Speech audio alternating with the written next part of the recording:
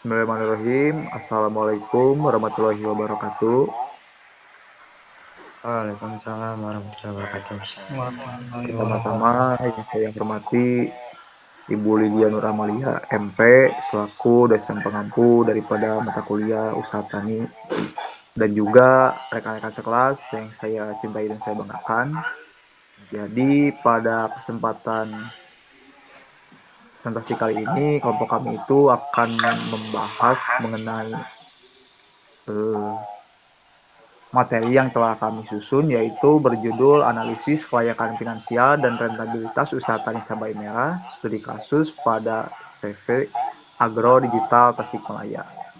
Nah, adapun anggota kelompok kami yaitu yang pertama terdiri dari Naupal Amarpatan dengan NPM akhir 098, kemudian Muhammad Rafli Ramdhani dengan NPM akhir 114, kemudian saya sendiri Muhammad Rafi Azmi dengan NPM akhir 126, kemudian Aris Firmanur Alim dengan NPM akhir 135, kemudian Muhammad Rehan Baihaqi dengan NPM akhir 136. Nah, untuk mengefektifkan waktu, mungkin kita langsung saja pada pematerian yang pertama. Nah, untuk yang pertama di sini itu akan disampaikan oleh saya sendiri ya. Jadi yang pertama ini yaitu mengenai pendahuluan. Jadi pada pendahuluan ini yaitu membahas mengenai spesifik cabai merah yang merupakan salah satu komoditas hortikultura strategis di Indonesia yang memiliki nilai ekonomis tinggi dan peranan penting dalam perekonomian nasional. Sebagai komponen utama dalam konsumsi rumah tangga dan industri pangan, permintaan cabai merah terus mengalami peningkatan seiring dengan pertumbuhan penduduk dan perkembangan di industri olahan makanan. Namun, petani cabai merah seringkali dihadapkan pada berbagai tantangan, seperti mulai dari tingginya biaya produksi, risiko serangan hama, dan penyakit, hingga ketidakpastian harga jual yang dapat mempengaruhi tingkat pendapatan dan keberlanjutan usahanya.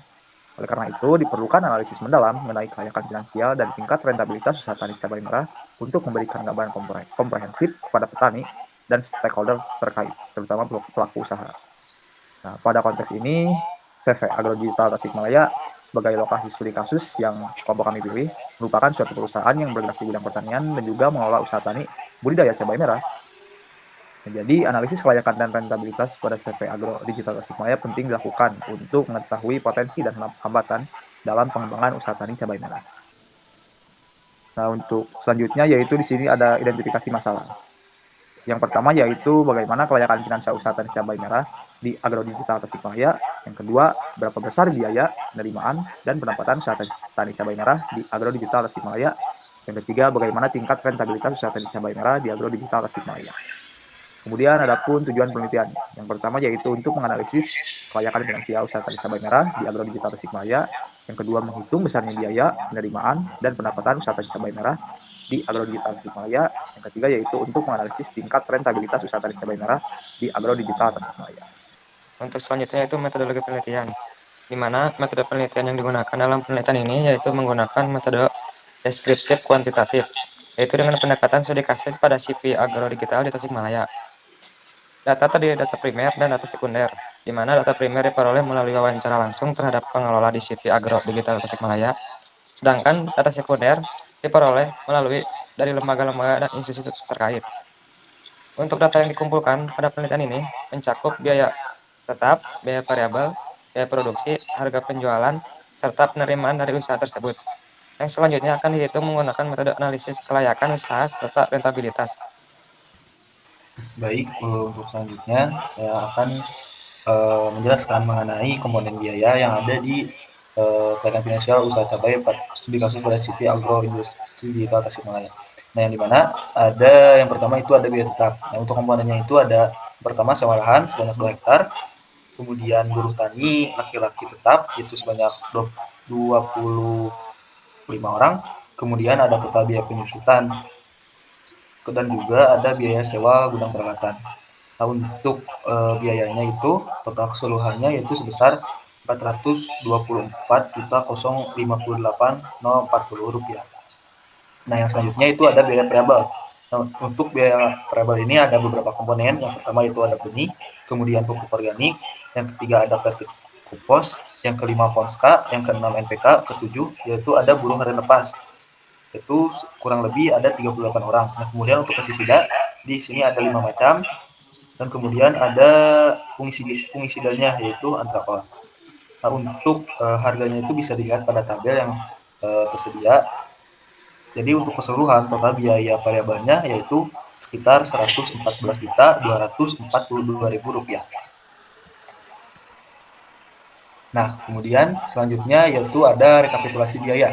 Nah, yang dimana yang pertama itu ada total cost atau total keseluruhan biaya. Nah, yang dimana biaya tetap itu ditambah dengan biaya variabel. Nah, untuk biaya tetapnya itu tadi yaitu Rp424.058,040 ditambah dengan Rp114.242.000 sehingga total keseluruhan biaya yang dikeluarkan selama produksi tanam yaitu mencapai Rp538.340. Nah, yang kemudian yang kedua ada penerimaan yaitu produksi dikali dengan harga. Nah, yang dimana untuk produksinya itu Rp60.000 dikali dengan harganya yaitu Rp15.000. Sehingga total pendapatan kotor dari hasil penjualannya yaitu sebesar Rp960 juta. Nah, selanjutnya itu ada pendapatan yang dimana total penerimaan dikurangi dengan total biaya. Nah, yang dimana setelah dikurangi biaya dari produksi, usaha tersebut memperoleh keuntungan sebesar Rp421.699.960. Baik, untuk selanjutnya adalah analisis kelayakan usaha tani. Kami menggunakan beberapa analisis. Yang pertama ada RC rasio. RC rasio sendiri adalah perbandingan antara revenue atau penerimaan dengan cost atau total biaya. Nah, untuk perhitungannya sendiri dapat kita lihat untuk total revenue itu ada di 960 juta dengan dibagi total cost itu ada Rp538.300.040, sehingga didapat nilai Rp1,67. Nah, nilai RC ini lebih dari 1, yaitu senilai Rp1,67, menunjukkan bahwa usaha tersebut layak untuk dijalankan, serta menunjukkan setiap Rp1 biaya yang dikeluarkan akan memperoleh penerimaan sebesar Rp1,67. Dengan rasio revenue cost tersebut, Agro Digital menghasilkan keuntungan sebesar Rp0,67 dari Rp1 yang dikeluarkan, atau memperoleh 67% keuntungan dari total biaya yang dikeluarkan. Adapun yang kedua itu adalah benefit cost ratio atau rasio manfaat atau benefit terhadap total biaya atau cost. Dapat dilihat untuk perhitungannya sendiri yaitu total revenue dikurangi total cost dibagi total cost. Nah, untuk di sini sendiri ada Rp960 juta dikurangi Rp538.300.040 dan dibagi Rp538.340, sehingga didapat nilai 0,47. Nah, dalam nilai kelayakan finansial dari segi pendapatan, kriteria yang digunakan adalah perhitungan benefit to cost ratio. Nah, perhitungan yang dikatakan layak itu yaitu ketika benefit to cost ratio-nya itu lebih dari 1. Itu menurut Earson. Adapun ketika benefit to cost ratio-nya itu sama dengan 1 itu memenuhi titik impas, dan ketika benefit to cost ratio-nya kurang dari 1 itu tidak layak. Nah, untuk perhitungan di Agro Digital ini menunjukkan bahwa usaha tani cabai merah ini tidak layak dijalankan, dikarenakan Agro Digital Tasikmalaya tidak menerima manfaat yang sebanding dengan biaya yang dikeluarkan sehingga terdapat potensi kerugian bagi perusahaan. Selanjutnya adalah analisis titik impas. Analisis titik impas sendiri merupakan ketika pendapatan itu sama dengan total cost atau total biaya. Nah, untuk perhitungan pertama itu kita akan menghitung mengenai biaya variabel per unit yang didapat dari total biaya variabel dibagi total produksi, sehingga memperoleh biaya per unitnya itu Rp1.904. Jadi setiap 1 kg produk memerlukan biaya sebesar Rp1.904. Adapun untuk break even point per unit itu sama dengan, untuk rumusnya itu BEP per unit sama dengan biaya tetap dibagi harga jual per unit dikurangi biaya variabel per unit.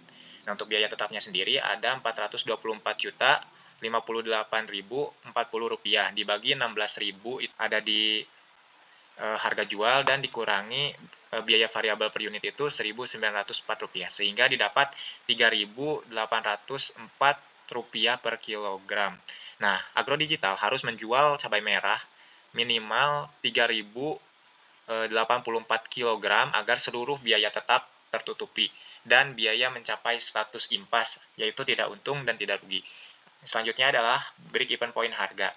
Nah, BEP harga ini memiliki rumus biaya tetap dibagi dalam kurung 1 dikurangi dalam kurung biaya variabel per unit dibagi harga jual per unit sama dengan untuk biaya tetapnya sendiri ada di Rp424.058.040 dibagi 1 dalam kurung di dalamnya itu ada biaya variabel per unit atau Rp1.904 dibagi 16.000 sehingga didapat untuk nilainya itu ada Rp48.133.301 sehingga usaha tani cabai merah di agrodigital ini akan mencapai titik impas ketika total pendapatan dari penjualan itu mencapai Rp48.133.301. Ini merupakan target minimum yang mesti dipenuhi. Adapun untuk analisis yang terakhir itu ada analisis rentabilitas. Nah, rentabilitas sendiri adalah rasio modal yang dikeluarkan dibandingkan dengan total biaya yang dikeluarkan gitu. Nah, untuk perhitungan pertama kami menghitung laba bersih sendiri. Laba bersih ini sama dengan income atau pendapatan, sehingga pendapatannya itu kan rumusnya itu penerimaan dikurangi biaya total, sehingga didapat hasil Rp422.699.960. Adapun untuk total aset agrodigital Tasikmalaya ini mencakup persediaan benih, pupuk, peralatan. Nah, untuk total asetnya sendiri itu didapat Rp702.115.000. Nah, masuk ke rumus rentabilitas itu ada laba bersih dibagi total aset dikali 100%, sehingga didapat hasil itu 60%. Nah, jadi setiap Rp100 aset yang dikeluarkan menghasilkan Rp60 laba, menjadikan usaha tani cabai merah di agrodigital ini menguntungkan dan layak untuk dilanjutkan. Selanjutnya saya serahkan pada moderator. Baik, terima kasih kepada rekan-rekan yang telah menyampaikan pemateriannya.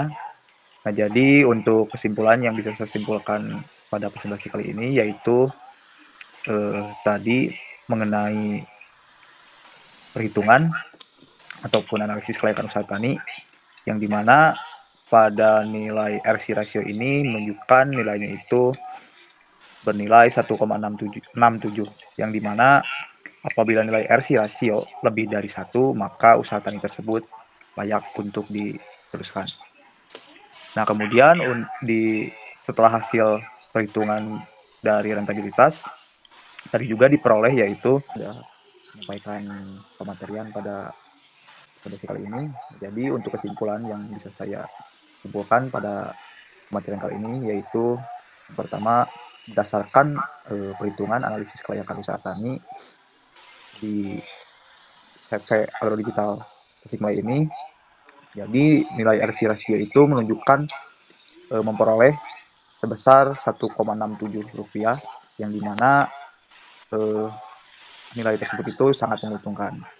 Nah, dan juga hasil dari perhitungan rentabilitas yaitu sebesar 80% ya dari hasil laba bersih dibagi total aset dikali 100%.